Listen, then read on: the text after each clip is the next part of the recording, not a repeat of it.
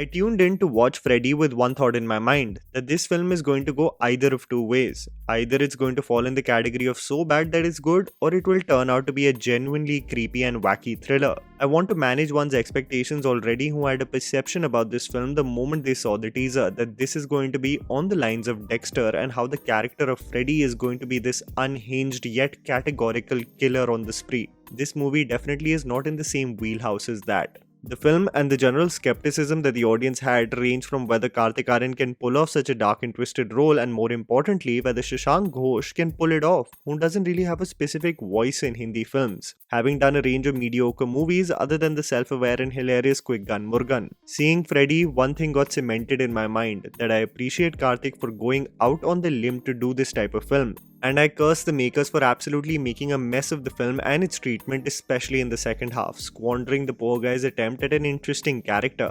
Trying to be as cryptic as ever, Freddy focuses on Freddy Jinwala, played by Kartik Aaryan, a shy, introvert, awkward and slightly creepy individual in the pursuit of a lifelong partner and failing miserably to do so. How his life flips upside down when he meets Kainaz, played by Alaya F, forms the basic storyline of Freddy, a movie with so much potential that turns an otherwise creepy premise to an unintentionally funny mess through its second half. Here's me telling you the good and bad aspects of the film so that you guys can ultimately decide whether to watch Freddy on DisneyPlus Hotstar or not.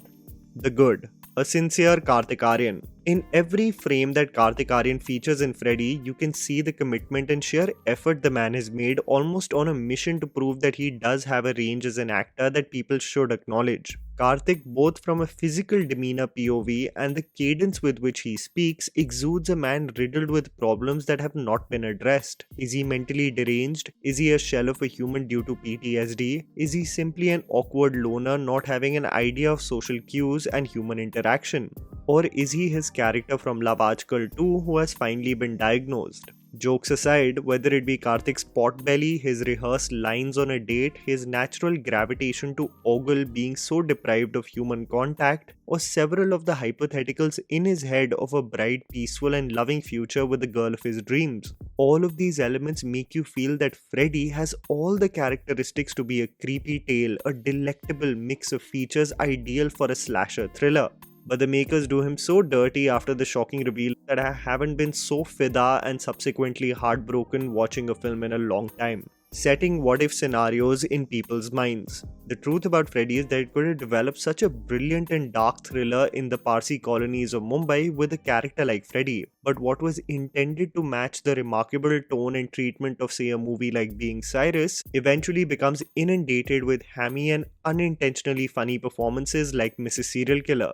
The heartbreaking element is to know how a tale of Freddy, his best friend Hardy and Persis auntie could have been so different than what actually transpired. The underwhelming aspects.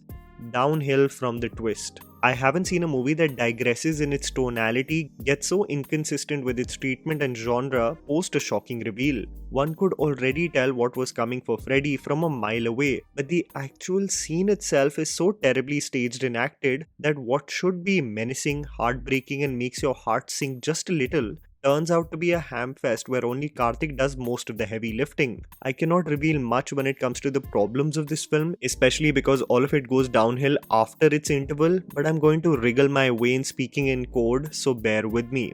Hammy performances and stereotypes. The film boasts of Parsi stereotypes galore and makes you also realize that we haven't come far away from the generic portrayals of communities that had persisted in films. Other than women wearing white pearls, mentioning dhansak every time food is mentioned and saying dikra as many times as they can so that they can prove to us that they are Parsi, every intonation and delivery is hammed to the point where characters from the community just become caricatures. The worst of the lot has to be Sajid Delafruz, who you might remember playing the antagonist in Tiger Zinda Hai, sporting a heavy Eastern European or Russian accent that makes no sense, because he isn't portrayed as someone who hasn't been born and brought up in India. While I can't really expand upon the element that takes the cake of the hammiest performance, I for obvious reasons will mention him as an inanimate object.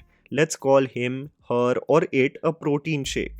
The protein shake seems to come straight out of a Splitsvilla reality show. Protein Shake wants to be intimidating, but it only screams of small South Bombay dick energy. Every villainous trait portrayed by Protein Shake comes across as funny. A sequence of spit, cuckolding, and intimidation will genuinely make you chuckle. As the minutes of the movie progress, the Parsi accent of Protein Shake gets thicker and thicker, saying dialogues like "dentist is playing with our dimag." If you know what I'm talking about, I guarantee you must be laughing just replaying those same scenes in your head. Alaya F, while being sweet, tender, and convincing in her initial portions of the film, is totally out of depth when more is asked from her, especially in the second half.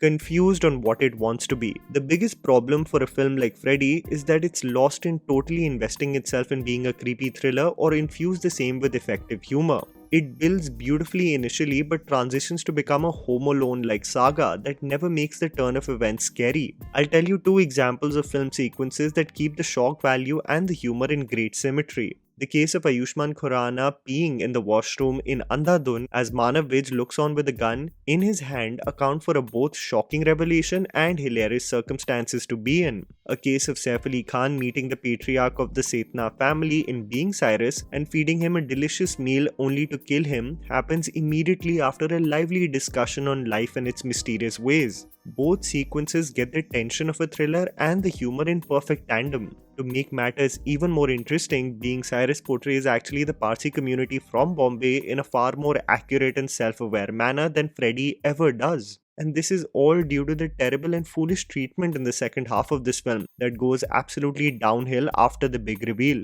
Kartik's efforts to fully invest in a character like Freddy are praiseworthy, but my god, are all those efforts squandered with some terrible direction. In a film that totally deserved for better casting and treatment, it actually went from creepy to unintentionally funny.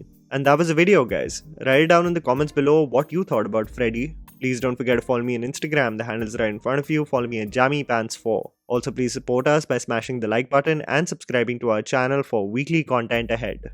Thank you for watching.